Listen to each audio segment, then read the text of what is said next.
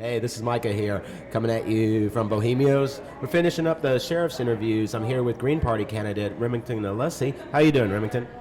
Doing fantastic. Absolutely, absolutely love it. Thanks for having me. Well, I'm glad to talk to you. We've talked to a number of other candidates, and we're very happy to cover the spectrum here. We're just going to go ahead and cut right into it. What are the most pressing issues for the sheriff's department? God, wow, that's a long list. Do we have a couple hours?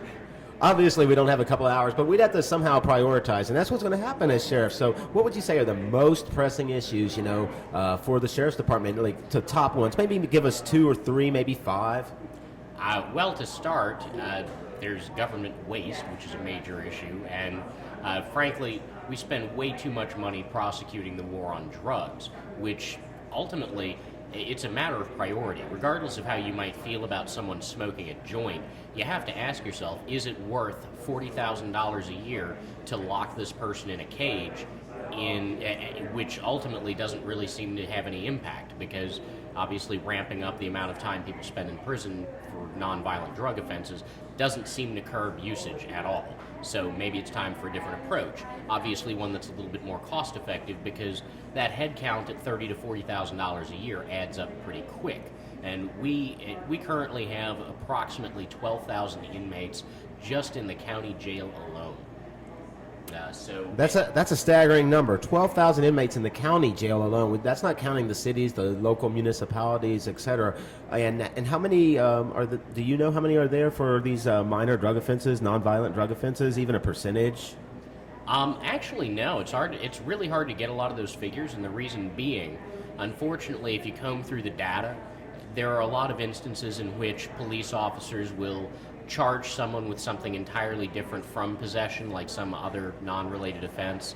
One of the issues, essentially, if somebody has drugs on them, but may have committed another crime, that doesn't actually attract. But one thing I kind of want to address is, of these, about a quarter of that 12,000 inmate population is considered to have mental health needs, and this whole overload of the jails by the mentally ill is the result of defunding of mental health facilities, which actually are less expensive to run per head than jails. So, if you want to lock somebody in a jail instead of treating them in a humane fashion, that might be understandable almost if it were cheaper, but when the jail's more expensive, you really got to ask yourself, what are we doing? Certainly, patients, not criminals. That's the route, the economic route, it seems. I appreciate the answers there. I know some of those questions were kind of difficult, and I just, kind of thought it up in my head. I was like, how many people are in there for that? One question we've been asking the other candidates is, how would you respond to unfunded mandates from the federal government as county sheriffs were under the Brady Bill? In other words, I'm sure you're familiar with the Brady Bill and how it's an unfunded mandate, but how would you respond to unfunded mandates that come from the federal government that tell county sheriffs you will now, stop and track people for zip code or whatever? I don't know. I have no idea what the next unfunded mandate is, but it's an ongoing battle. Look, if they have some silly stuff like that, saying that you can't do this, you have to do this, okay, that's nice. I bet you'll have a lot of fun making me do it.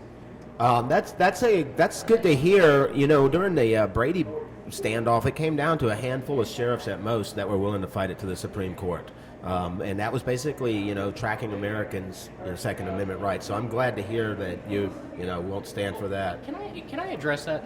It's very frequent for political figures to say, "Gosh, I'd really like to do something about this, but I can't." And it's not that they can't, it's that they won't. It's because they're either being paid not to, or it just isn't that much of a priority to them. And most of these guys, they don't want to upset their golf buddies. They don't want to disturb the status quo by standing up for something, regardless of how right it may be. And the way I see it is, if you elect someone as a leader, they need to lead. And ultimately, with that, it seems to me that if any time there's an issue of injustice, presumably, if you elect me sheriff, it's my job to protect people, and that requires actually having a spine. Definitely, well spoken, well spoken. On a related issue, Texas House Bill 3324 basically requires federal fusion centers to not be allowed to track people and to come up with each fusion center to come up with a privacy policy to ensure that they're not violating individual civil liberties by tracking them based simply on religion, political affiliation, or a personal association. So we have a situation here, just like we will have should the anti-groping legislation eventually pass, or we got dang close to. We have these situations, and they're occurring throughout the country, where we're having state laws where federal officials are, in essence, violating the law. So, in the fusion centers, when they aren't coming up with this privacy policy and they're not respecting civil liberties and they're tracking people like this, and it's a violation of state law, and this is uncovered in maybe a fusion center in Harris County or something analogous to this, what are you as the state supreme, or well, actually as the people's supreme law enforcement officer going to do about this? Well, that's an interesting concept because ultimately I think that a lot of the resources that we're sending after profiling people religiously are really quite scary.